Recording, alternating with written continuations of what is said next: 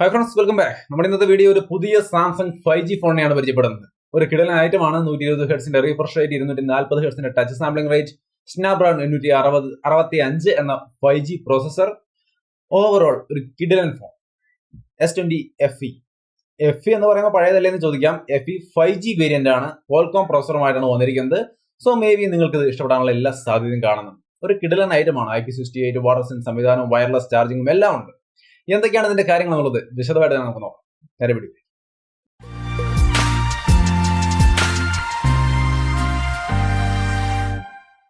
Hi, അപ്പൊ ഇതിന്റെ ഒരു അൺബോക്സിംഗ് ആൻഡ് ഇനീഷ്യൽ ഇംപ്രഷൻ ആണ് ഗാലക്സി S20FE 5G. അപ്പൊ ഇതാണ് നമ്മുടെ S20FE 5Gയുടെ ബോക്സ്. നമുക്ക് ഫ്രണ്ട് സൈഡൊക്കെ കാണാം. S20 എന്ന് മാത്രമേ എഴുതിയിട്ടുള്ളൂ, വേറെ കൂടുതൽ അലങ്കാരങ്ങളൊന്നും ഇല്ല. നമുക്ക് നേരെ ബോക്സ് ഓപ്പൺ ചെയ്യാം. ഓപ്പൺ ചെയ്ത് കഴിയുമ്പോൾ നേരെ നമുക്ക് ഫ്രണ്ടിൽ തന്നെ S20FE 5G എന്ന ഫോൺ കാണാം. ഓക്കെ, നീറ്റായ രീതിയിൽ അറേഞ്ച് ചെയ്തിട്ടുണ്ട്. നമുക്ക് ഫോൺ അങ്ങ് മാറ്റി വെക്കാം. ബോക്സിനകത്ത് വേറെ എന്തൊക്കെയാണ് വരുന്നതെന്ന് നോക്കാം. ഒരു ചെറിയ സംഭവം കൂടി മാറ്റി വെച്ച് കഴിഞ്ഞാൽ നമുക്ക് അതിനകത്ത് ചാർജർ കാണാം. 15 വാട്ടിന്റെ ചാർജറാണ് വരുന്നത്. കൂടിയ 25 വാട്ടിന്റെ ഫാസ്റ്റ് ചാർജിങ് അല്ല ഉള്ളത്. ഫാസ്റ്റ് ചാർജിങ് ആണ് ഡിവൈസ് സപ്പോർട്ട് ചെയ്യുന്നത്. ബട്ട് ഇതിൽ വരുന്നത് 15 വാട്ടിന്റെ ഫാസ്റ്റ് ചാർജർ ആണ്. 25 വാട്ട് ചാർജർ വേണമെന്നുണ്ടെങ്കിൽ സെപ്പറേറ്റ് വാങ്ങിക്കാം. ഡിവൈസിൽ വയർലെസ് ചാർജിങ് സപ്പോർട്ട് ചെയ്യുന്നുണ്ട്. Wireless charging 2.0. സോ വേണമെങ്കിൽ നിങ്ങൾക്ക് അതും ചാർജർ സെപ്പറേറ്റ് വാങ്ങിച്ചാൽ, അല്ലെങ്കിൽ വയർലെസ് ചാർജർ ഉണ്ടെങ്കിൽ അതും ഉപയോഗിക്കാവുന്നതാണ്. ടൈപ്പ് സി കേബിളും കാര്യങ്ങളും ഇതിന്റെ ഒപ്പം വരുന്നുണ്ട്. ഇനി ഇതിന്റെ ടോപ്പ് സൈഡിലത്തെ പോർഷനിൽ നമുക്കൊരു ചെറിയ ബോക്സ് കൂടിയുണ്ട്. ആ ബോക്സിനകത്ത് നമുക്ക് ഡോക്യുമെന്റേഷനും അതേപോലെ തന്നെ സെമിജർ ടൂളും കാര്യങ്ങളൊക്കെയാണ് വരുന്നത്. വേറെ കാര്യമായിട്ടുള്ള ഒന്നുമില്ല, അതായത് കേസ് പോലുള്ള സംഭവങ്ങളൊന്നും വരുന്നില്ല. ഇനി നമുക്ക് ഫോണിലേക്ക് വരാം. ഫോണിലേക്ക് വന്നു കഴിഞ്ഞാൽ നിങ്ങൾക്ക് ഇവിടെ കാണാം ഗാലക്സി S20FE 5G എന്ന ഫോണാണ്. ഇതിന്റെ സ്റ്റിക്കറും കാര്യങ്ങളൊക്കെ നമുക്കൊന്ന് മാറ്റി വെക്കാം. അതേപോലെ രണ്ടാമതൊരു സ്റ്റിക്കർ കൂടിയുണ്ട്, അതുകൂടി മാറ്റി കഴിഞ്ഞാൽ ഗാലക്സി S20FE എന്ന ഫോൺ നിങ്ങൾക്ക് ഇവിടെ കാണാം. വളരെ ഡീസന്റ് ആയ ഒരു ഡിസൈൻ തന്നെയാണ്. സാംസങ്ങിന്റെ ഫ്ലാഗ്ഷിപ്പ് ഫോണുകളിൽ കാണുന്ന ആ തരത്തിലുള്ള ഒരു പ്ലാസ്റ്റിക് ഡിസൈൻ തന്നെയാണ് നമ്മളിവിടെ കാണുന്നത്.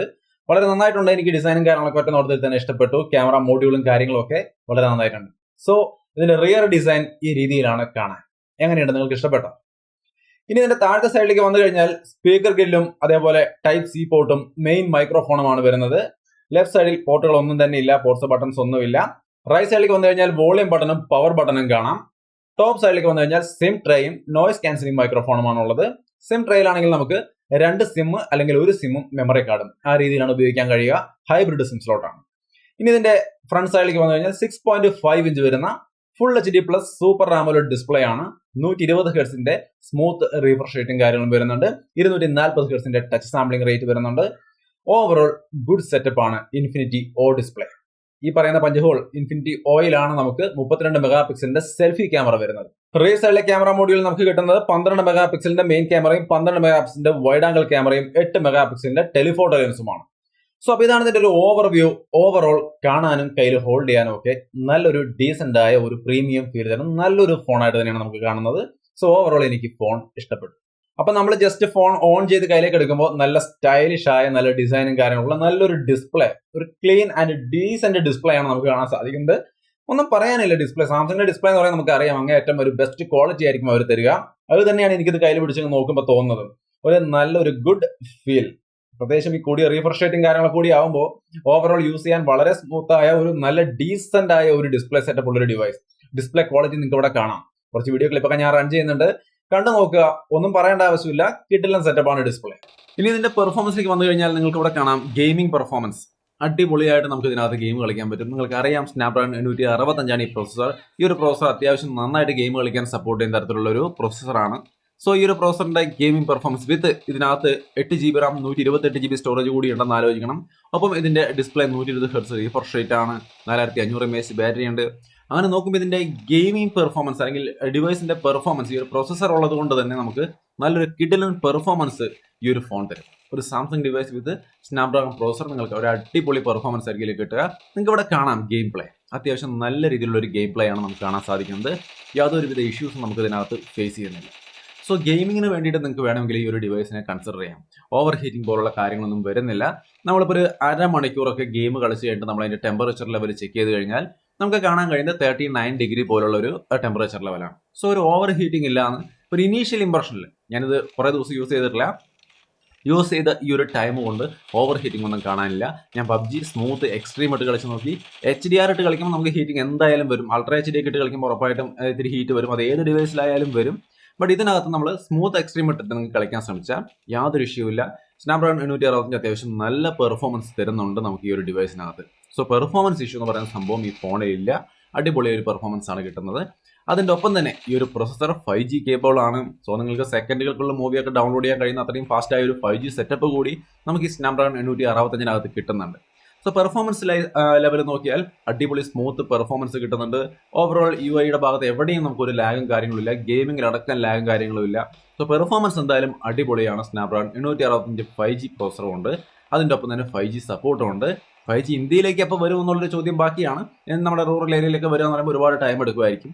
എങ്കിലും ഒരു സാംസങ് 5G ഫോൺ വേണം, അതും സ്നാപ്ഡ്രാഗൺ പ്രോസസറുള്ള ഫോൺ വേണമെന്ന് ആഗ്രഹിക്കുന്നവർക്ക് തീർച്ചയായിട്ടും സ്നാപ്ഡ്രാഗൺ 865 ഈ ഒരു ഫോൺ പരിഗണിക്കാം. ഹെവി പെർഫോമൻസും അതേപോലെ തന്നെ 5G സപ്പോർട്ടുമാണ് ഈ ഒരു ഫോൺ നിങ്ങൾക്ക് ഓഫർ ചെയ്യുന്നത്. സോ അതാണ് സ്നാപ്ഡ്രാഗൺ 865 ഒരു പവർ. നിങ്ങളുടെ കണ്ട ഗെയിം പ്ലേയിൽ നിന്ന് തന്നെ നിങ്ങൾക്ക് കാര്യങ്ങൾ മനസ്സിലായിട്ടുണ്ടാവും. നിങ്ങൾ ഈ കാണുന്നത് HDRന്റെ ഒരു ഗെയിം പ്ലേ ആണ്. അപ്പോൾ HDR മോഡിൽ നിങ്ങൾ കളിക്കുമ്പോഴും നിങ്ങൾക്ക് അത്യാവശ്യം നല്ല രീതിയിൽ ഈ കാണുന്ന രീതിയിലൊക്കെ നിങ്ങൾക്ക് കളിക്കാൻ സാധിക്കുന്നുണ്ട്. സോ HDRലടക്കം നമുക്ക് ഇതിൽ ഗെയിം കളിക്കാൻ സാധിക്കും. ഇനി ഇതിന്റെ പ്രൈസ് എത്രയാണെന്ന് ചോദിച്ചു കഴിഞ്ഞാൽ നമുക്ക് ഇതിന്റെ നോർമൽ ഇപ്പൊ 47,990 നിങ്ങൾക്ക് ഇതിന്റെ 8GB റാം 128GB സ്റ്റോറേജ് വാങ്ങിക്കാൻ സാധിക്കും. പക്ഷേ ഇത് ഇൻട്രൊഡക്ടറി പ്രൈസ് ആണ്. അതായത് തുടക്കത്തിലെ ഒരു ഓഫറാണ് അവർ മുമ്പോട്ട് വെച്ചിരിക്കുന്നത്. ആക്ച്വലി ഈ ഒരു ഫോണിന്റെ പ്രൈസ് എന്ന് പറയുന്നത് 55,999 ആണ്.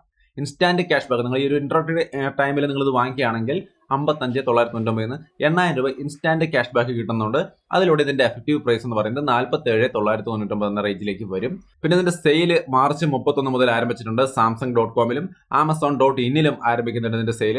അതിന്റെ ഒപ്പം സാംസങ്ങിന്റെ എക്സ്ക്ലൂസീവ് സ്റ്റോറുകളിലും അവൈലബിൾ ആണ്. ലീഡിംഗ് റീറ്റെയിൽ ഔട്ട്ലെറ്റുകളിലും നമുക്ക് ഇത് നിങ്ങൾക്ക് പർച്ചേസ് ചെയ്യാവുന്നതാണ്.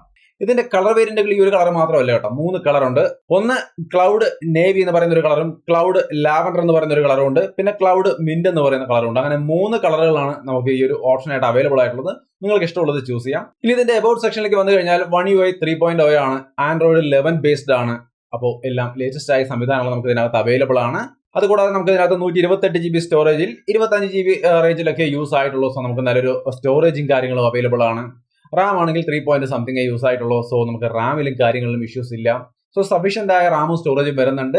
ഹൈബ്രിഡ് സിം നിങ്ങൾക്ക് വേണമെങ്കിൽ മെമ്മറി കാർഡ് ഉപയോഗിക്കാം. OTG സപ്പോർട്ട് ചെയ്യുന്നുണ്ട്. വേണമെങ്കിൽ നിങ്ങൾക്ക് പെൻഡ്രൈവ് പോലുള്ള സംഭവങ്ങൾ കണക്ട് ചെയ്തും യൂസ് ചെയ്യാം. സോ ഡിസൈൻ, ഡിസ്പ്ലേ, പെർഫോമൻസ് തുടങ്ങിയ കാര്യങ്ങളെല്ലാം നിങ്ങൾക്ക് ഏറെക്കുറെ പിടികിട്ടിയിട്ടുണ്ടാവും. ഇനി ഇതിന്റെ ക്യാമറയിലേക്ക് വരാം. Main camera 12 മെഗാപിക്സലാണ്. വൈഡ് ആംഗിൾ ക്യാമറയും 12 മെഗാപിക്സലാണ്. കുറച്ച് സാമ്പിളുകൾ നിങ്ങൾക്ക് ഇവിടെ കാണാം. ഒരു ഡീസന്റ് ആയ ക്വാളിറ്റി ഇമേജുകളാണ് നമുക്ക് ഇതിന്റെ മെയിൻ ക്യാമറയിൽ നിന്ന് കിട്ടുന്നത് എന്നുള്ളതിൽ യാതൊരു സംശയം വേണം. 4K ആണെങ്കിൽ നമുക്ക് ഇതിനകത്ത് വീഡിയോ ഷൂട്ടിംഗിന്റെ സെക്ഷനിലേക്ക് നോക്കിയാൽ 4K നമുക്ക് 60 ഫ്രെയിം പെർ സെക്കൻഡ് ഒക്കെ മെയിൻ ക്യാമറയിൽ ഷൂട്ട് ചെയ്യാം. സെൽഫി ക്യാമറയിൽ ഷൂട്ട് ചെയ്യാം. 2 ക്യാമറയിൽ നമുക്ക് 4K കിട്ടുമെന്നുള്ളതാണ്. അതും 60 ഫ്രെയിം പെർ സെക്കൻഡ് തന്നെ കിട്ടുമെന്നുള്ളത് ഈ ഫോണിന്റെ ഒരു ഹൈലൈറ്റ് ആണ്. സാംസങ് മിക്കവാറും മിഡ് റേഞ്ച് തൊട്ടേ ഫ്രണ്ട് ക്യാമറയിൽ 4K തരാൻ ശ്രദ്ധിക്കുന്നുണ്ട്. വളരെ നല്ലൊരു കാര്യമാണ്. ഞാൻ പല അൺബോക്സിംഗിൽ നടത്തുമ്പോഴും പറയാറുള്ളതാണ്. മിഡ് റേഞ്ചിലെ ഫോണുകൾ പ്രത്യേകിച്ചും ഫ്രണ്ടിലൊക്കെ ഒരു 4K ഒരുപാട് മെഗാപിക്സൽ കൂടുന്നതിന് പകരം ഫ്രണ്ടിൽ ഒരു 4K ഒക്കെ തന്നിരുന്നെങ്കിൽ നന്നായിരുന്നു പല വീഡിയോയിൽ അഭിപ്രായപ്പെടാറുണ്ട്. സാംസങ്ങിന്റെ കാര്യത്തിൽ നമുക്കത് കിട്ടുന്നുണ്ട്. അതും ഫ്രണ്ടിൽ 4K 60 ഫ്രെയിം പെർ സെക്കൻഡ് തന്നെ കിട്ടുന്നുണ്ട്. സോ നമ്മൾ മെയിൻ ക്യാമറയുടെ ഇമേജുകളാണ് കണ്ടത്. ഓവറോൾ ഗുഡ് ക്വാളിറ്റി ഇമേജുകൾ തന്നെയാണ്. സെൽഫി ക്യാമറ അത് ഡേ ലൈറ്റ് ആയാലും ലോ ലൈറ്റിലായാലും ഒക്കെ നമുക്ക് നല്ല ക്വാളിറ്റി ഇമേജുകൾ തന്നെയാണ് തരുന്നത്. നിങ്ങളിവിടെ കാണുന്ന തരത്തിലുള്ള ഡീസന്റ് ക്വാളിറ്റി ഇമേജുകളാണ് കിട്ടുന്നത്. സോ ഇതിന്റെ ക്യാമറയെ സംബന്ധിച്ച് എനിക്ക് യാതൊരു പരാതിയും പറയാനില്ല. ഞാൻ സാറ്റിസ്ഫൈഡ് ആണ്. ബട്ട് നിങ്ങൾക്ക് ഇത് ഇഷ്ടപ്പെടുന്നുണ്ടോ? അത് നിങ്ങളാണ് ചിന്തിക്കേണ്ടത്. ഈ ഒരു പ്രൈസ് നിങ്ങൾ കൊടുക്കുമ്പോൾ ഈ ഒരു ക്യാമറ ക്വാളിറ്റിക്ക് നിങ്ങൾ ഓക്കെ ആണോ, നിങ്ങൾക്ക് മതിയാവുമോ എന്നുള്ള കാര്യം ചിന്തിച്ച് നോക്കുക. എനിക്ക് ഓക്കെ ആണ്. ഞാൻ വളരെ സാറ്റിസ്ഫൈഡ് ആണ് ഇതിന്റെ ക്യാമറയുടെ പെർഫോമൻസിൽ. 4Kയുടെ ഒക്കെ ഒരു വീഡിയോ ക്വാളിറ്റി കൂടി നിങ്ങൾക്ക് ഇവിടെ കാണാം. അപ്പോൾ ഇതാണ് നമ്മുടെ 4Kയുടെ 60 frame per second video quality നിങ്ങൾക്ക് കാണാം.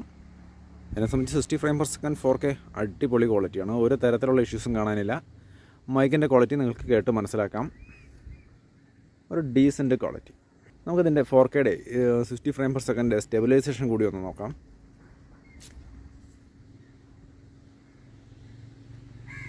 അത് രക്ഷയില്ല, നല്ല സ്റ്റെബിലൈസേഷനുണ്ട്. 4K 60 frame per second main ക്യാമറയിൽ ഷൂട്ട് ചെയ്യുമ്പോൾ നല്ല സ്റ്റെബിലൈസേഷൻ ലെവലൊക്കെ ഉണ്ട്. ഓവറോൾ കൊള്ളാം.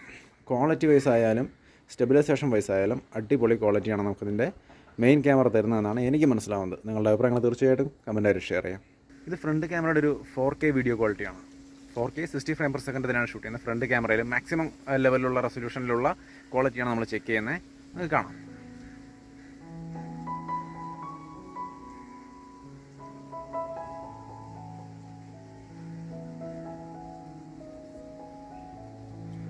നമുക്കിതിൻ്റെ സ്റ്റെബിലൈസേഷൻ കൂടി ഒന്ന് നോക്കാം.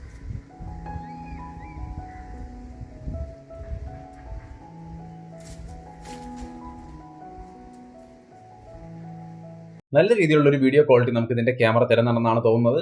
ബട്ട് അഗെയിൻ നിങ്ങൾ കണ്ടു നോക്കുക, നിങ്ങൾക്ക് ഇത് ഓക്കെ ആണോ എന്നുള്ളത് മനസ്സിലാക്കുക. എന്നെ സംബന്ധിച്ച് സെറ്റപ്പ് ക്യാമറ ആയിട്ടാണ് തോന്നുന്നത്. അപ്പൊ ക്യാമറയുടെ ഭാഗങ്ങൾ ഏറെക്കുറെ മനസ്സിലായല്ലോ. ഡേ ലൈറ്റിലും ലോ ലൈറ്റിലൊക്കെ ഒരുപോലെ നല്ല ക്വാളിറ്റി ഇമേജുകൾ, വീഡിയോയുടെ ക്വാളിറ്റി നിങ്ങൾ കണ്ടു കഴിഞ്ഞു. ഇനി ഇതിന്റെ ഫിംഗർ പ്രിന്റ് സെൻസറിന്റെയും ഫേസ് അൺലോക്കിന്റെയും ഒക്കെ പെർഫോമൻസ് കൂടി നമുക്കൊന്ന് കാണാം. In display finger print sensor ആണ് വരുന്നത്. നിങ്ങൾക്ക് ഇവിടെ കാണാവുന്ന തരത്തിലുള്ള നല്ല ഫാസ്റ്റ് ആയ ഒരു പെർഫോമൻസ് ആണ് നമുക്ക് തരുന്നത്. യാതൊരു ഇഷ്യൂസും നമുക്ക് ഇതിനകത്ത് വരുന്നില്ല.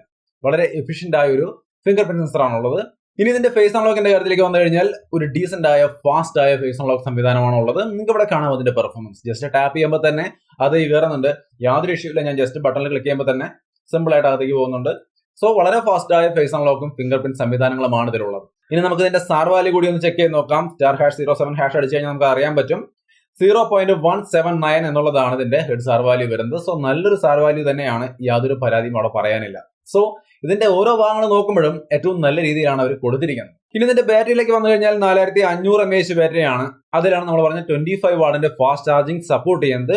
ബോക്സിൽ നമുക്ക് 15 വാട്ട് ഫാസ്റ്റ് ചാർജറേ ഉള്ളൂ. വേണമെങ്കിൽ നിങ്ങൾ സെപ്പറേറ്റ് 25 വാട്ടിന്റെ ഫാസ്റ്റ് ചാർജർ വാങ്ങിക്കണം. വയർലെസ് ചാർജ് 2 സപ്പോർട്ട് ചെയ്യുന്നുണ്ട്. ചാർജർ വേണമെങ്കിൽ നിങ്ങൾ വാങ്ങിക്കണം, അല്ലെങ്കിൽ ഓൾറെഡി ഉണ്ടെങ്കിൽ നിങ്ങൾക്ക് പിന്നെ ഒന്നും ആലോചിക്കേണ്ട കാര്യമില്ല. വയർലെസ് ചാർജറിലേക്ക് ഇത് ഉപയോഗിക്കാം. കാരണം ഇത് വയർലെസ് ചാർജിങ് സപ്പോർട്ട് ചെയ്യുന്ന ഡിവൈസ് ആണ്.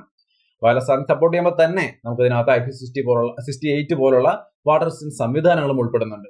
സോ ഓവറോൾ ബാറ്ററിയുടെ ഡിപ്പാർട്ട്മെന്റും ഒരു ഡീസന്റ് ആയ സെറ്റപ്പ് തന്നെയാണ് ഇതിനകത്ത് വരുന്നത്. ഇനി ഈ ഫോണിന്റെ കൂടുതൽ നമുക്ക് എടുത്തു പറയാനുള്ള 1-2 ഫീച്ചേഴ്സ് എന്ന് പറയുന്നത് വയർലെസ് പവർ ഷെയറിംഗ് പോലുള്ള സംവിധാനങ്ങളുണ്ട്. നിങ്ങളുടെ ഗാലക്സി ബഡ്സ് പോലുള്ള സംഭവങ്ങളുണ്ടെങ്കിൽ ഇതിന്റെ പുറകിൽ വെച്ചുകൊണ്ട് നമുക്ക് ഈസി ആയിട്ട് ചാർജ് ചെയ്തെടുക്കാം. ഓൾറെഡി ഇത് വയർലെസ് ചാർജിങ്ങിലൂടെ ഡിവൈസ് ചാർജ് ചെയ്യാൻ പറ്റും. ഇതിൽ നിന്ന് വേറൊരു ഇയർഫോൺ ഒക്കെ ചാർജ് ചെയ്യണമെങ്കിൽ ഇതിന്റെ പുറകിൽ വെറുതെ വെച്ചാൽ മതി എന്ന് പറയുമ്പോൾ നല്ലൊരു അഡ്വാൻസ്ഡ് ആയ ഫീച്ചേഴ്സ് അത് ഇതിനകത്ത് ഉൾപ്പെടുന്നുണ്ട്. അതേപോലെ തന്നെ സാംസങ് ഡെക്സ് പോലുള്ള സംവിധാനങ്ങളും ഇതിനകത്ത് ഉൾപ്പെടുന്നുണ്ട്. സോ ടി വിയിലേക്കൊക്കെ നിങ്ങൾക്ക് കണക്ട് ചെയ്തിട്ട് ഈസി ആയിട്ട് ലിങ്ക് ചെയ്ത് ഉപയോഗിക്കാവുന്ന വളരെ കൺവീനിയന്റ് ആയ ഫീച്ചേഴ്സ് ഇതിനകത്ത് വരുന്നുണ്ട്. അതേപോലെ തന്നെ ക്വിക്ക് ഷെയർ പോലുള്ള സംവിധാനങ്ങൾ, നമ്മുടെ ഡാറ്റ നമ്മുടെ സുഹൃത്തുക്കളുടെ ഫോണിലൊക്കെ ഷെയർ ചെയ്യണമെങ്കിൽ ക്വിക്ക് ഷെയർ പോലുള്ള സംവിധാനങ്ങൾ, അങ്ങനെ നോക്സിന്റെ സെക്യൂരിറ്റി അടക്കമുള്ള ഒട്ടനവധി സാംസങ്ങിന്റേതായ സംവിധാനങ്ങളെല്ലാം തന്നെയും ഈ ഒരു ഡിവൈസിനകത്ത് വരുന്നുണ്ട്. ഈ ഒരു ഡിവൈസിന്റെ പ്രൈസ് ആണ് നമ്മൾ പറഞ്ഞത് 8GB റാം 128GB സ്റ്റോറേജിന് 47,999 ഇനീഷ്യൽ പ്രൈസ് സ്റ്റാർട്ട് ചെയ്തിരിക്കുന്നത്. നിങ്ങൾക്ക് വേണമെങ്കിൽ അവരുടെ സൈറ്റിൽ പോയിട്ട് പർച്ചേസ് ചെയ്യാവുന്നതാണ്. അതിന്റെ ലിങ്ക് ഞാൻ ഡിസ്ക്രിപ്ഷനിൽ കൊടുക്കുന്നുണ്ട്. ഓവറോൾ ഫൈനലി ഒരു അൺബോക്സിംഗ് ഇനീഷ്യൽ ഇംപ്രഷൻ കഴിയുമ്പോൾ എനിക്ക് തോന്നുന്നത് ഒരു നല്ല കിഡിലൻ സാംസങ് ഫോൺ. അതാണ് എൻ്റെ ഒരു അനുഭവം, അല്ലെങ്കിൽ എനിക്ക് തോന്നുന്ന കാര്യം. നിങ്ങളുടെ അഭിപ്രായങ്ങൾ തീർച്ചയായിട്ടും കമന്റ് ആയിട്ട് ഷെയർ ചെയ്യാം. വീഡിയോ ഇഷ്ടപ്പെട്ടാൽ ലൈക്ക് ചെയ്തും ഷെയർ ചെയ്തൊക്കെ നമ്മളെ സപ്പോർട്ട് ചെയ്യാം. വീണ്ടും മറ്റൊരു വീഡിയോ ആയിട്ട് കണ്ടുമുട്ടാം. ബൈ.